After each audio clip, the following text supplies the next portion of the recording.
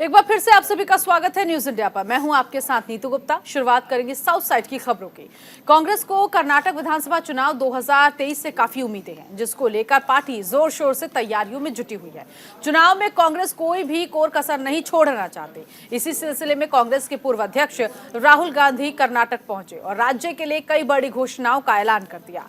कर्नाटक विधानसभा चुनाव को लेकर राहुल गांधी की पहली रैली है। बड़ा चुनावी ऐलान करते हुए राहुल गांधी ने कहा, राज्य में कांग्रेस की सरकार बनी तो 10 लाख युवाओं को रोजगार देंगे और 2.5 लाख सरकारी खाली पद भी भरे जाएंगे। राहुल गांधी ने कांग्रेस के पहले से किए गए वादों को भी दोहराया और कहा कि महिलाओं को हर महीने 2000 रुपए और गरीब परिवारों को 10 किलो चावल मिलेगा। इसके साथ ही राहुल गांधी ने बीजेपी सरकार पर जमकर निशाना साधा।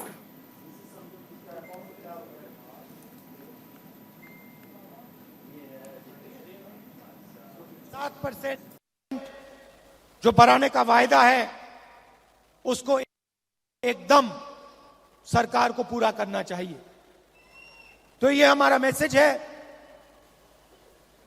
हम एक साथ चुनाव लड़ेंगे।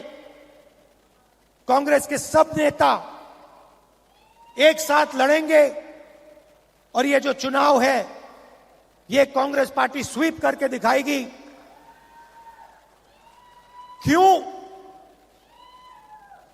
क्योंकि बीजेपी की सरकार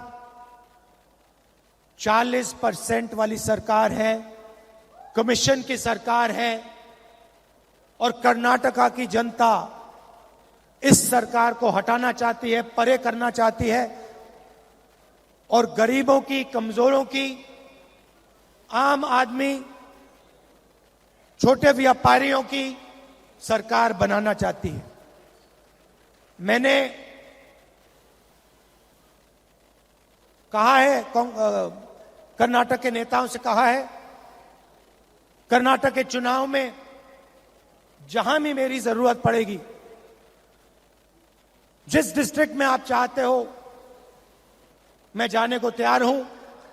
बीजेपी को हम मिलकर हराएंगे।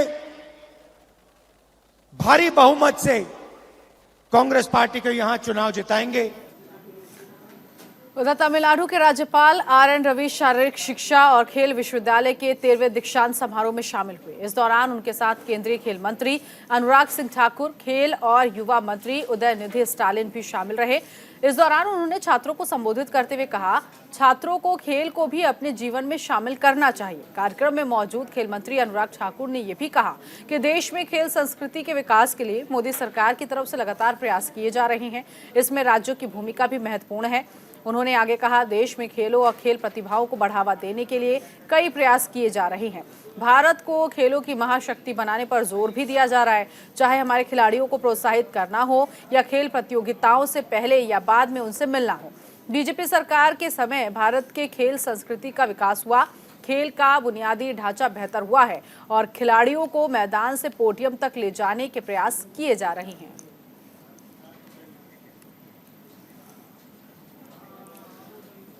तमिलनाडु और सौराष्ट्र को जोड़ने के लिए 17 से 26 अप्रैल तक सौराष्ट्र तमिल संगम का आयोजन किया जाएगा। स्वास्थ्य मंत्री मनसुख मांडविया ने चेन्नई में कार्यक्रम को करते हुए इसकी घोषणा की। इस दौरान उन्होंने सौराष्ट्र तमिल संगम में रजिस्ट्रेशन के लिए एक वेबसाइट का शुभारंभ किया। उन्होंने कहा, सौराष्ट्र तमिल संगम तमिलनाडु गुजरात संबंधों में मील का पत्थर साबित होगा। उन्होंने सौराष्ट्र के लोगों को शरण देने के लिए तमिलनाडु के लोगों का धन्यवाद किया। स्वास्थ्य मंत्री ने कहा, गुजरात से आने वाले लोगों का तमिलनाडु के लोगों ने खुले दिल से स्वागत किया। काशी तमिल संगमम के समान आयोजन की योजना बनाने के लिए पीएम मोदी को भी धन्यवाद करता हूं। सौराष्ट्र तमिल संगम में नहीं केवल सौराष्ट्रवासी ही आए, लेकिन हमारे तमिल परिवार भी इस संगम में पार्टिसिपेंट करें। उसके लिए 14 अप्रैल से 23 अप्रैल तक प्रतिदिन एक ट्रेन चलाई जाएगी। एक बैच में 300 लोग सौराष्ट्र में आएंगे। यहां से रामेश्वर से जल लेके सोमनाथ में जलाभिषेक करेंगे। यहाँ के ट्रेडर्स और सौराष्ट्र गुजरात के ट्रेडर्स के बीच में वार्तालाप होंगे। वहाँ के आर्ट और क्राफ्ट का भी एग्जीबिशन लगेगा। ऐसा करके गुजरात और तमिलनाडु के कल्चर और एक दूसरे के लोगों को मिलने का भी एक उत्तम अवसर इस संगम के द्वारा मिलेगा। केंद्रीय मंत्री जी किशन रेड्डी ने सिकंदराबाद में स्वप्नलोक कॉम्प्लेक्स का दौरा किया, जहां भीषण आग लगने की वजह से 6 लोगों की मौत हो गई। इस दौरान पत्रकारों से बात करते हुए उन्होंने कहा कि सिकंदराबाद निर्वाचन क्षेत्र में आग की घटनाओं में बढ़ोतरी हुई है, इसीलिए प्रशासन और राज्य सरकार से इन दुर्घटनाओं को रोकने के साथ साथ विशेष सावधानी रखने का अनुरोध किया गया। उन्होंने कहा, पीएम मोदी ने मृतकों के 6 परिवार को 2-2 लाख रुपए की आर्थिक सहायता देने का फैसला किया। आपको बता दें, आग की इस तरह की 14वीं घटना है। इलाके में हाल ही में 3 घटनाएं हुई और इन हादसों में करीब 29 लोगों की जान चली गई।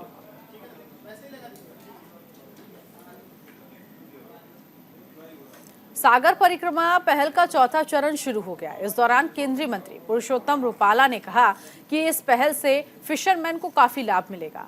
अभी तक इस पहल के 3 चरण पूरे कर लिए गए। इस पहल से देश के तटीय इलाकों और मछुआरों को काफी लाभ मिलेगा। सागर परिक्रमा का उद्देश्य मछुआरों से संबंधित मुद्दों को हल करना है। कर्नाटक में सागर परिक्रमा चरण 4 दिनों तक जारी रहेगी। कर्नाटक राज्य में सागर परिक्रमा का 4था चरण 2 दिनों तक चलेगा। पहले दिन उत्तर कन्नड़ और दूसरे दिन उडुपी और उसके बाद दक्षिण कन्नड़ को कवर किया जाएगा। आयोजन के दौरान मछुआरों को प्रधानमंत्री मत्स्य संपदा योजना, केसीसी और राज्य योजना से संबंधित प्रमाण पत्र भी दिए जाएंगे।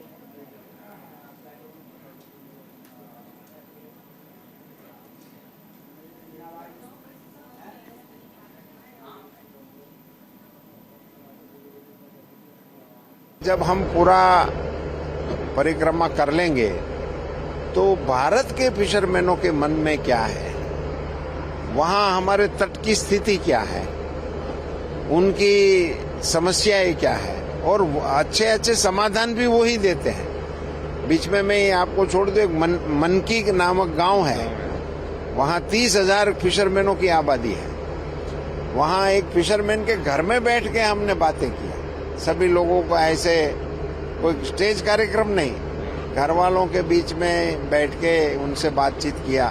तो उन लोगों ने ही बताया कि हमारा यदि ये है, इसके बजाय आपकी योजना में इतना बदलाव कर दो तो हमारा काम हो जाएगा। तो ऐसी जानकारी जो आ रही है, ये एक प्रकार से फर्स्ट हैंड फीडबैक है। विभाग भी नया है, प्रधानमंत्री जी के निर्देश पे हम नई योजनाएं लागू कर रहे हैं। तो फिशरमैनों के साथ संवाद करके इन सारी योजनाओं को पॉलिसी में हम कैसे इम्पैक्ट दे सकते हैं, इसका बहुत बड़ा विधायक असर मैं मानता हूं फिशरीज डिपार्टमेंट की गतिविधियों पे रहेगा। अगले समय में हमारे फिशरीज डिपार्टमेंट को भी इनसे बड़ा बेनिफिट होने वाला है।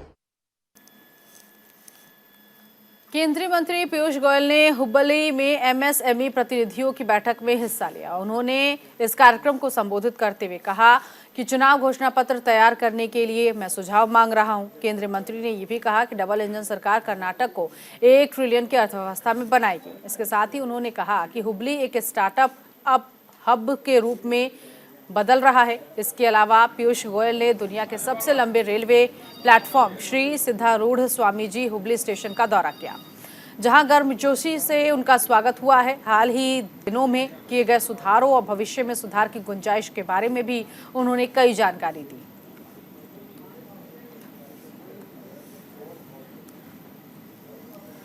बीजेपी एससी मोर्चा के राष्ट्रीय अध्यक्ष लाल सिंह आर्य ने सीएम केसीआर पर निशाना साधा। इस दौरान उन्होंने कहा, केंद्र की मोदी सरकार लगातार समाज को कमजोर करने का काम कर रही है और कमजोर तबके के लिए ही काम कर रही है, लेकिन सीएम केसीआर के राज में इन योजनाओं को कमजोर वर्ग तक पहुंचने नहीं दिया जा रहा। इसके बदले जो कमजोर लोगों को प्रताड़ित कर रहे हैं, सरकार की तरफ से उन्हें संरक्षण दिया जा रहा है।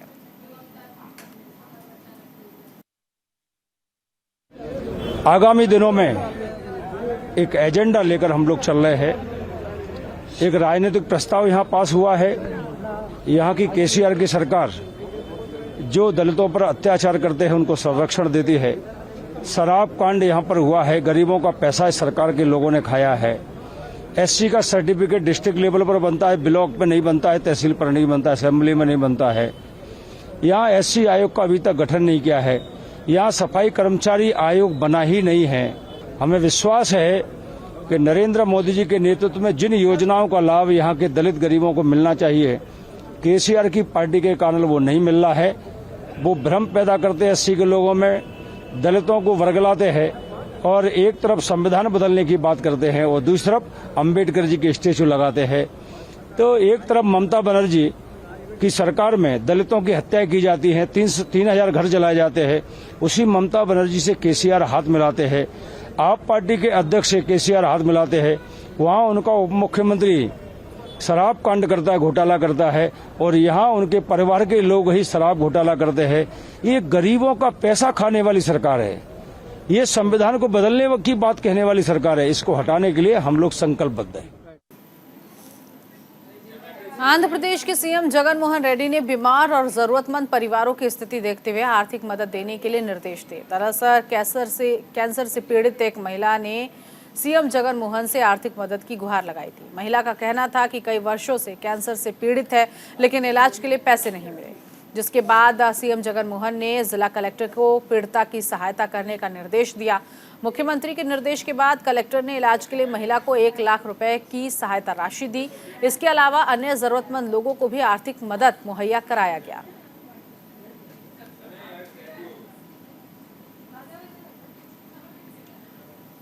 सीएम जगन मोहन रेड्डी ने विद्या दिवेना योजना के तहत 698 करोड़ की राशि जारी की। इस योजना के जरिए आईटीआई, पॉलिटेक्निक, इंजीनियर के छात्रों को मदद मिलेगी।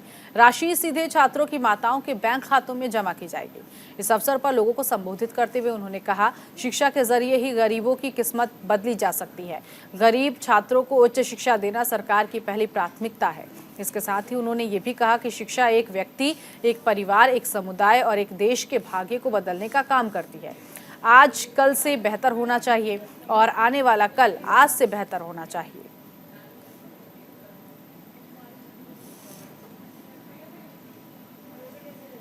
मद्रास हाईकोर्ट के आदेश के बाद तमिलनाडु के पूर्व सीएम ओ पनीरसेल्वम कैंप में जश्न का माहौल है। इस दौरान पूर्व सीएम के आवास पर कार्यकर्ताओं ने पटाखे फोड़कर जश्न मनाया। दरअसल मद्रास उच्च न्यायालय ने अनाथ प्रमुख को महासचिव चुनने के बाद चुनाव कराने की अनुमति दे दी है, लेकिन 24 मार्च तक परिणामों की घोषणा करने से रोक दिया। कोर्ट ने कहा 22 मार्च को कदमों और आवेदनों पर सुनवाई करेंगे और 2 दिन बाद फैसला सुनाएंगे।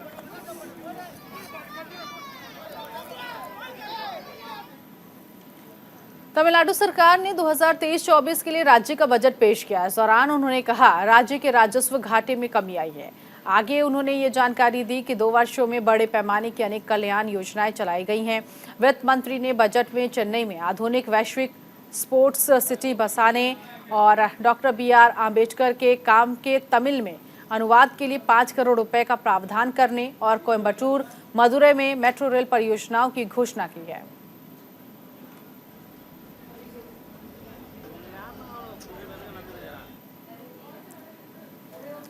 तमिलनाडु सरकार ने 2023-24 के लिए राज्य का बजट को विधानसभा में पेश किया। बजट भाषण शुरू होने से पहले मुख्य विपक्षी दलों ने सदन में हंगामा किया।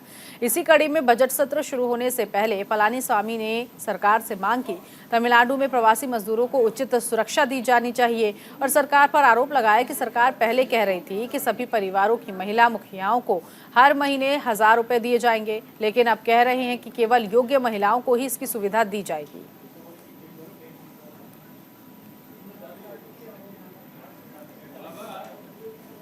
दिल्ली आबकारी घोटाला मामले में पूछताछ के लिए ईडी के दफ्तर पहुंची के कविता। इससे पहले 11 मार्च को पूछताछ के दौरान उनका सामना हैदराबाद के व्यवसायी अरुण पिल्लई से हुआ, जिसने दक्षिण समूह का प्रतिनिधित्व किया था।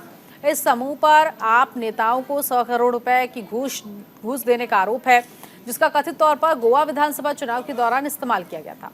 पिल्लई ने कथित तौर पर कहा कि वो कविता का सहयोगी था। आपको बता दें, ईडी का समन मिलने के बाद के कविता ने केंद्र सरकार पर हमला बोला था। उन्होंने इसे राजनीतिक साजिश करार दिया और कहा कि महिला आरक्षण विधेयक को लेकर हमने 2 मार्च को एक पोस्टर जारी किया। हम लोग दिल्ली में भूख हड़ताल करने वाले थे। विपक्ष के 18 दल इसमें शामिल होने वाले थे, लेकिन इसके पहले ईडी ने मुझे 9 मार्च को समन भेज दिया।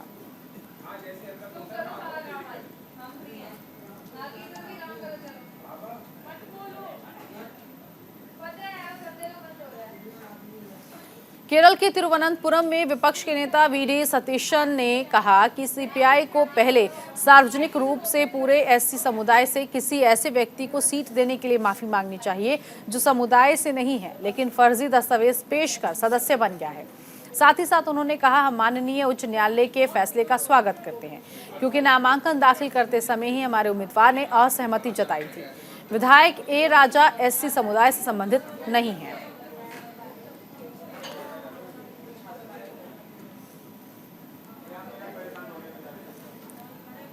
मदुरई में डेयरी किसानों का सरकार के विरोध में प्रदर्शन चल रहा है। इसी कड़ी में डेयरी किसानों ने विरोध प्रदर्शन के दौरान सड़कों पर दूध गिरा दिया।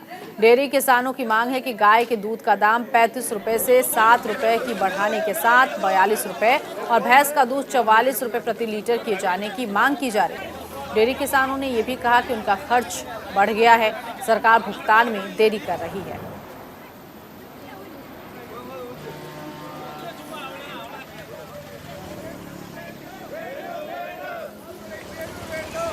तो डेयरी दूध के दाम बढ़ाने की मांग को लेकर किसानों ने सड़कों पर प्रदर्शन किया और दूध बहाया है। ये तस्वीर आप देख सकते हैं।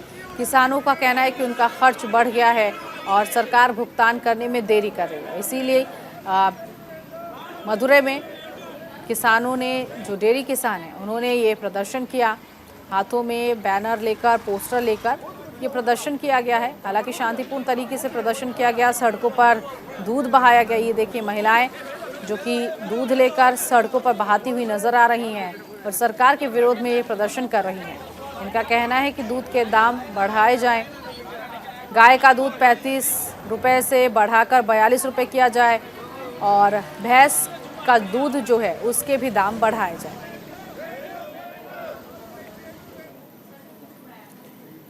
हैदराबाद पुलिस ने 2 ड्रग ट्रांसपोर्टरों, 1 ड्रग पेडलर को गिरफ्तार कर लिया, जिनके पास से पुलिस को कुल 200 किलोग्राम गांजा, 3 सेलफोन और 1 4 व्हीलर कार बरामद हुई है। इन सब की कीमत 60 लाख रुपए बताई जा रही है। आंध्र प्रदेश के ट्रांसपोर्टर सी श्रीनिवास राव और उसके 2 साथियों को गिरफ्तार किया गया, जबकि 5 अन्य आरोपी फरार हैं।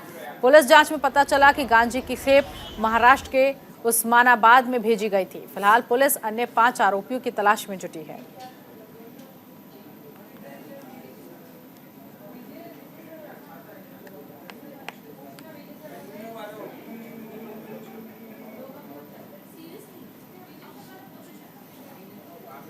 बेंगलुरु में सरकार की तरफ से बाइक सर्विस पर प्रतिबंध लगाने की मांग को लेकर शहर में ऑटो रिक्शा चालकों ने प्रदर्शन किया। हड़ताल पर गए ऑटो रिक्शा चालकों को पुलिस ने हिरासत में ले लिया। दरअसल ऑटो ड्राइवर यूनियन फेडरेशन ने शहर में अवैध रूप से चल रही रैपिडो बाइक टैक्सी और अन्य ई बाइक टैक्सी सेवाओं के खिलाफ हड़ताल का ऐलान किया। लंबे समय से इन बाइक टैक्सियों पर प्रतिबंध लगाने की मांग चल रही है। उनका कहना है, ये बाइक टैक्सियां ऑटो रिक्शा चालकों की आजीविका को खतरा बनाते नजर आ रही हैं। आपको बता दें, सोशल मीडिया पर एक वीडियो वायरल हुआ था जिसमें एक auto rickshaw driver Rapido rider को परेशान कर रहा था। घटना सामने आने के बाद ऑटो रिक्शा ड्राइवर को गिरफ्तार कर लिया गया। परिवहन विभाग ने पिछले साल राज्य में ई बाइक टैक्सी चलाने का लाइसेंस जारी किया था, जिसके बाद से ही ऑटो रिक्शा चालकों और ई बाइक टैक्सी सेवाओं के बीच तकरार चल रही थी।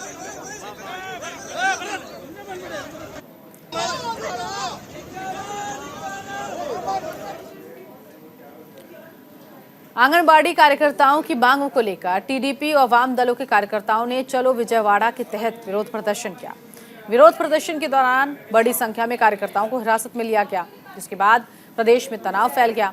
आंगनबाड़ी कार्यकर्ताओं का कहना है कि सरकार ने अपनी मांगों को पूरा नहीं किया है।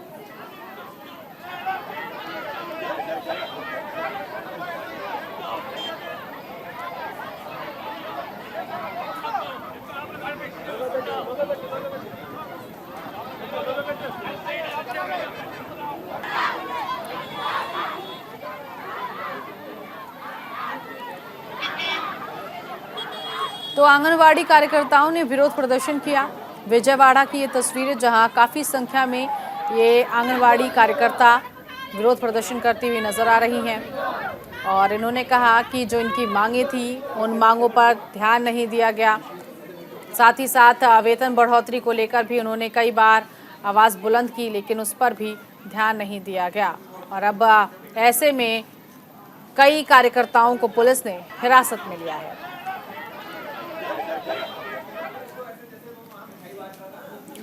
ब्रिटेन की राजधानी लंदन में भारतीय उच्चायोग के सामने हंगामा कर रहे कट्टरपंथी खालिस्तानियों ने भारत का झंडा नीचे उतार दिया। इस मुद्दे पर न्यूज इंडिया से खास बातचीत की है विश्व हिंदू परिषद के कार्यकारी अध्यक्ष आलोक कुमार ने घटना की निंदा की और कहा कि लंदन के बाद सैन फ्रांसिस्को में भी खालिस्तानियों का दुस्साहस दिखाई दिया। हमारे साथ बातचीत करने के लिए विश्व हिंदू परिषद के कार्यकारी अध्यक्ष आलोक जी हैं। आलोक जी, जिस तरीके से कल पूरे देश ने एक शर्मसार कर देने वाली तस्वीर देखी, खालिस्तानियों का जो गुस्सा है वो तिरंगे के ऊपर निकला, किस तरीके से देखते हैं? ये क्या एक नया मूवमेंट चलाया जा रहा है हिंदुस्तान को बदनाम करने के लिए, सिखों को बदनाम करने के लिए? दोनों हैं। पहले तो मैं इस बात के लिए संतोष व्यक्त करूंगा कि पंजाब की सरकार ने केंद्र के साथ मिलकर पंजाब में अपना राजधर्म निभाने का तय किया है और इसलिए विभाजनकारी शक्तियों को चुनौती दी है, उनके घर में घुसकर चुनौती दी है और इसका परिणाम ये हो रहा है कि जो भारत के गृह मंत्री और सरकार को नाम लेके चुनौतियां दे रहा था उसको छुपना पड़ रहा है, उसको बचना पड़ रहा है। पंजाब की देशभक्त जनता भारत की जनता है और इसलिए पंजाब में दोबारा आतंकवाद को पनपने नहीं दिया जा सकता। इंग्लैंड में, कनाडा में और कुछ जगह पर खालिस्तान एक बिजनेस बन गया है, लुक्रेटिव बिजनेस है और इसलिए हम ये घटनाएं देख रहे हैं। जब बर्मिंघम और लीस्टर में हिंदू मंदिरों पे हमला हुआ था तो हमने चेतावनी दी थी वहाँ की सरकार को कि आतंकवाद का समर्थन मत करो, निष्क्रिय मत रहो, मुकाबला करो, नहीं तो ये सबको नष्ट करेगा। कल हमने देखा है वहाँ पुलिस का एक भी व्यक्ति नहीं था और इसलिए ये प्रायोजित कार्यक्रम हो सका। मैं समझता हूँ कि भारत ने उचित किया है कि उनको बुलाकर चेतावनी दी है और अगर इंग्लैंड की सरकार ने अपने कर्तव्य का पालन नहीं किया तो हमारे संबंधों पर असर पड़ेगा। कैमरामैन भूषण के साथ गौरव मिश्रा, न्यूज़ इंडिया, दिल्ली।